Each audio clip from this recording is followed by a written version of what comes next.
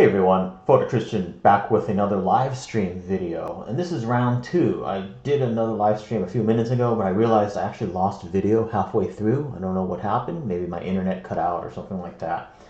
But anyway, in this video I wanted to talk about ergonomics, specifically with regards to the Happy Hacking keyboard, but also it will apply to any other keyboard as well.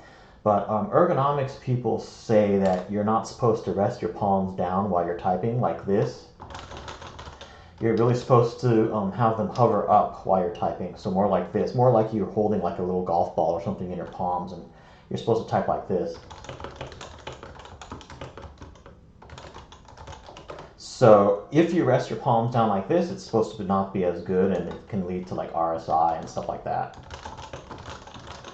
So that's something to be aware of. The palm rest is really only supposed to be for resting your hands in between sentences when you're just sitting there, thinking about what you're going to type, or when you're not actually typing.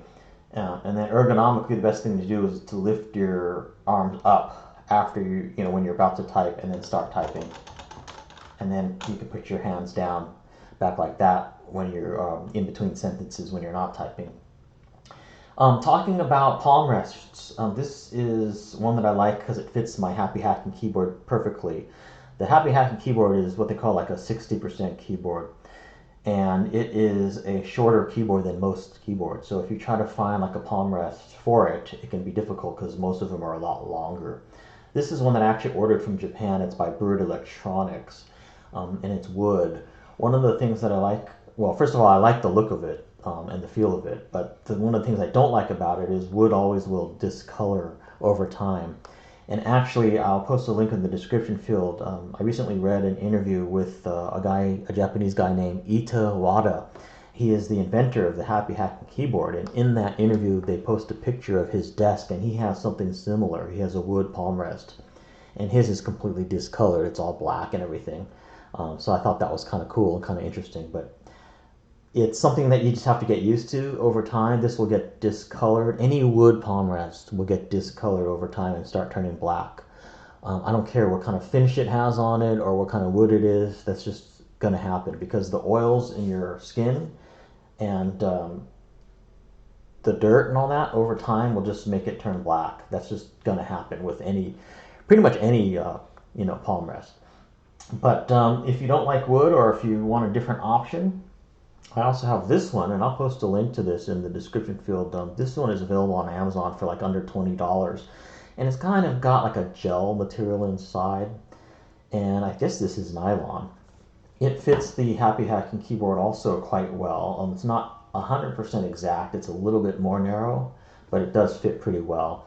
So I was glad to find this one because, again, it's really hard to find ones that fit the Happy Hacking keyboard so well. Again, most of them are like a lot bigger than the actual keyboard. So one of the things that's nice about this one is it's a little bit more comfortable in terms of it being soft, and also it sits up a little bit higher. So if you want to type while you're resting your palms down, this one will be in a little bit of a higher position and a little bit more ergonomic. So I'll try that.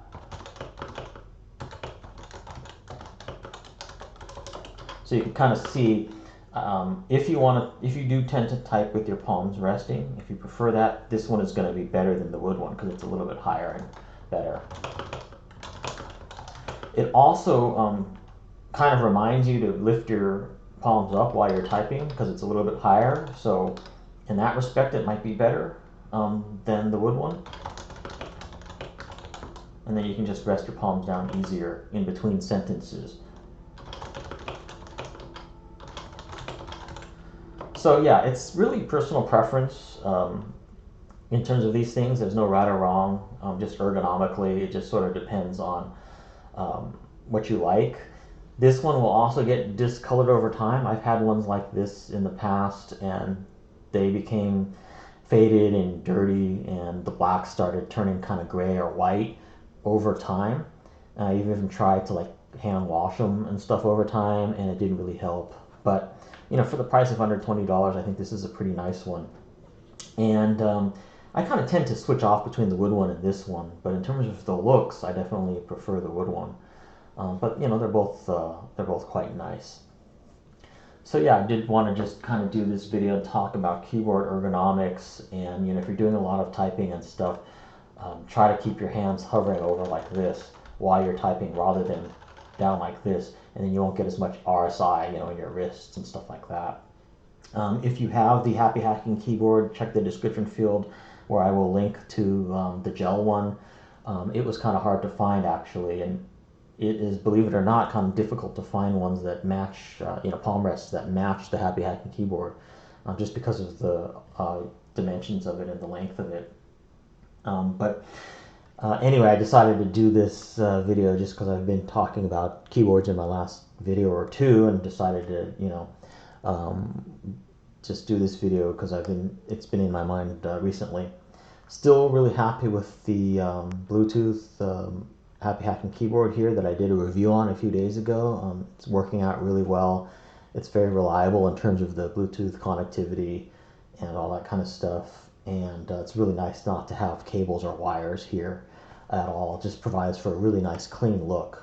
When you're looking at my desk from the front, you really don't see any wires. Yeah, there are these wires back here. I've got my USB and all that kind of stuff, but you don't look, you don't see any wires from the front, which is really nice. So anyway, just wanted to do that short video and talk about this stuff. If you have any questions or comments, please feel free to leave them in the description, in the comments field, and also see the description field for a link to that article, as well as other information and the product link to the to this right here as well on Amazon.